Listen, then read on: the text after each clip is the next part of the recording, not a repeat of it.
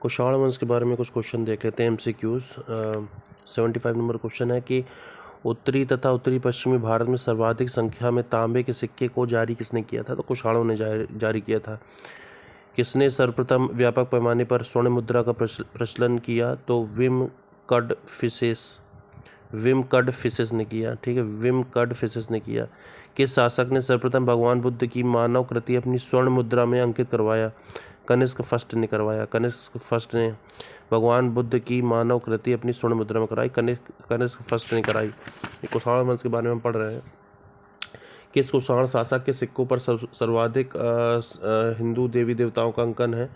तो हुविस्क है, हुविस्क एक शासक है, उसमें मतलब शासक के सिक्कों पर सबसे ज़्यादा मतलब हिंदू देवी देवताओं का वर्णन मिलता है। कनिष्क के सारनाथ बौद्ध प्रतिमा का अभिलेख की तिथि क्या है? 81 AD या 81 ईस्वी। ठीक है। ह्वेनसांग ने जिस कनिष्क विहार को देखा था वह कहाँ स्थित था? पेशावर में स्थित था। ह्वेनसांग ने जिस कनिष्क विहार को देखा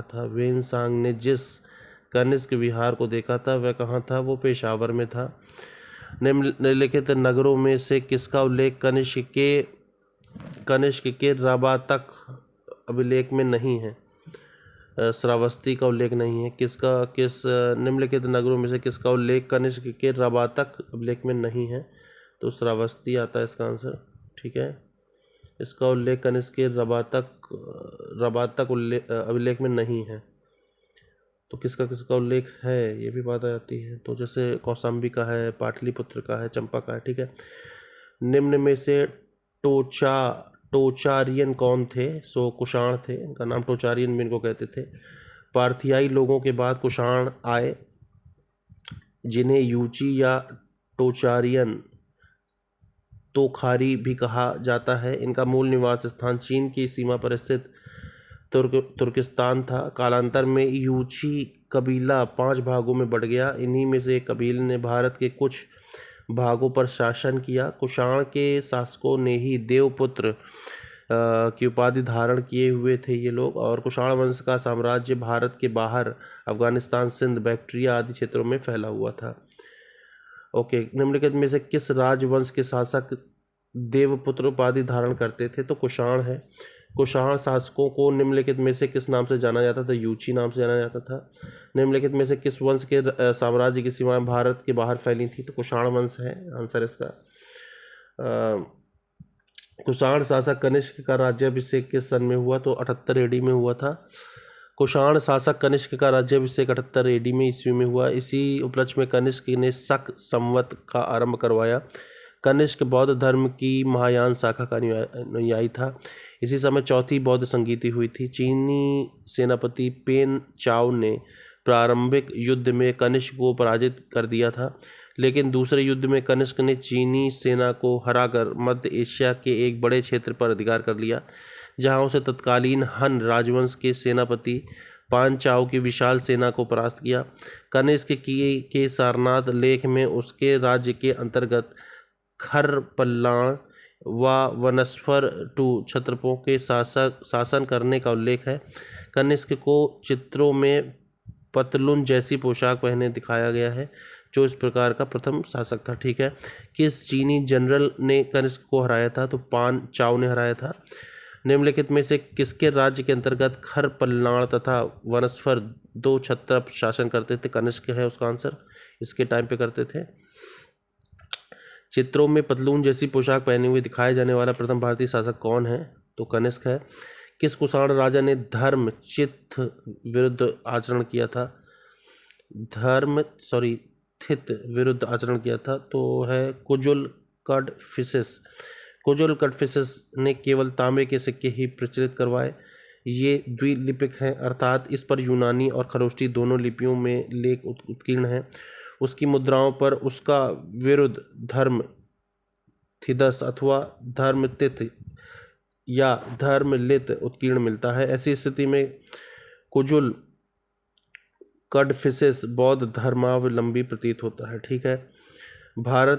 प्राचीन भारत में निम्नलिखित में से एक नियमित रूप से सोने के सिक्के किसने चलवाए? तो आंसर है कुषाण लोगों ने चलवाए।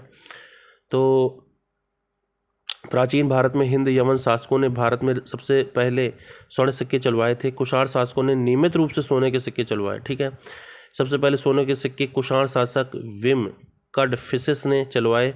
उसके बाद कनिष्क तथा उसके उत्तराधिकारियों ने भी स्वर्ण सिक्के चलवाए। इस स्वर्ण सिक्कों ने व्यापार वाणिज्य को काफ़ी बढ़ावा दिया, जिससे कनिष्क ने सिल्क मार्ग का आरंभ करवाया। कुषाण काल में निर्यात की प्रमुख वस्तु सूती वस्त्र था। कुषाण काल में रोम से भारत का प्रमुखता से व्यापार होता था। रोम को भारत से जायफर का निर्यात नहीं किया जाता था। ओके, नहीं किया जाता था, ऑप्शन में होगा इसलिए है। ठीक है, भारतीयों के लिए सिल्क मार्ग किसने आरंभ किया था? तो कनिष्क है।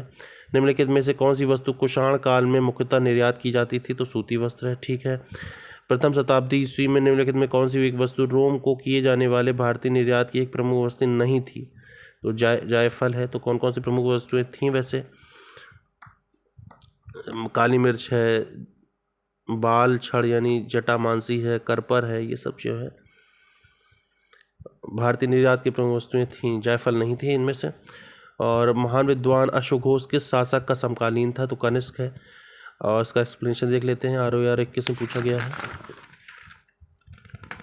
तो महान विद्वान अश्वघोष कनिष्क के समकालीन थे। ये कनिष्क के राजकवि थे। इनकी प्रमुख रचनाएं हैं बुद्धचरित, सौंदरानंद, सारिपुत्र प्रकरण। इनमें प्रथम दो महाकाव्य हैं। अंतिम रचना एक नाटक है। कवि तथा नाटककार होने के साथ साथ अश्वघोष संगीतज्ञ, कथाकार, दार्शनिक भी थे। इसके अतिरिक्त कनिष्क के दरबार में नागार्जुन, वसुमित्र, चरक, पार्श्व आदि भी थे। कनिष्क के समकालीन नामों का अध्ययन कर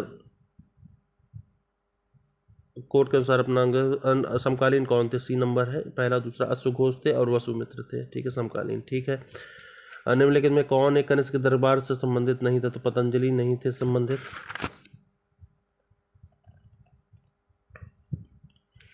दरबार से संबंधित थे कौन कौन? नागार्जुन थे, वसुमित्र थे, चरक थे, पार्श्व थे। नागार्जुन हो गए, ठीक है, वसुमित्र हो गए, चरक हो गए,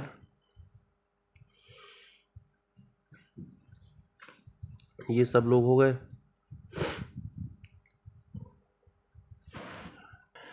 चरक को संरक्षण किसने दिया था? कनिष्क ने दिया था। कनिष्क के समकालीन कौन कौन थे? अश्वघोष, नागार्जुन, वसुमित्र।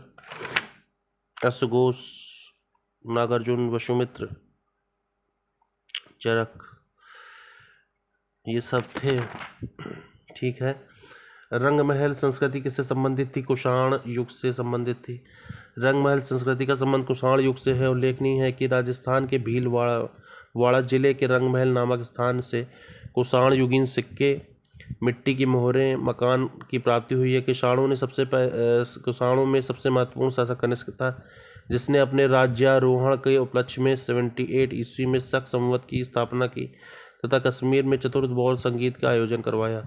शक संवत प्रारंभ होता है 78 AD से। ठीक है, किस शासक ने चतुर्थ बौल संगीत की कश्मीर में आयोजित की? तो कनिष्क है।